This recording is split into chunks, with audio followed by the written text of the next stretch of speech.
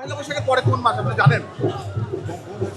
পয়লা জ্যৈষ্ঠ, জ্যৈষ্ঠ, তারপর আষাঢ়, তারপর শ্রাবণ, তারপর ভাদ্র, জানি না রে ভাই। ভাদ্র, আশ্বিন, কার্তিক, অগ্রহায়ণ, পৌষ, মাঘ, ফাল্গুন, চৈত্র। Yes yes. আপনার একটা ভুল গেছে মনে হয়। No no no no. ভুল হয়েছে, ভুল হয়েছে। না, আপনি বলেন। আবার বলুন, আবার দাঁড়ায়, দাঁড়ায়, একটু দাঁড়ায়, আপনি একটু দাঁড়ায়। বলেন তো।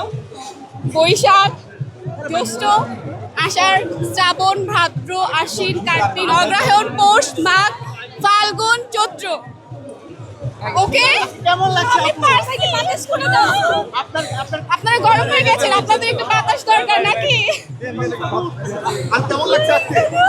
জাস্ট ওয়াও ওয়াও, অনেক সুন্দর, অনেক সুন্দর, একদম কালারফুল একটা দিন কাটছে। এটা কি ঘোড়াটা মাটির নাকি অন্য কিছু?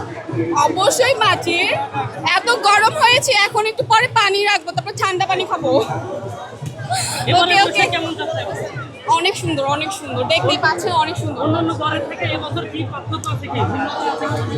পার্থক্য কি আছে সেটা আমি ওইভাবে বলতে পারবো না, বাট এই বছর শান্তিপূর্ণ হচ্ছে, প্লাস হচ্ছে কোনো ভয় ভীতি কাজ করছে না, কারণ আপনারা দেখতে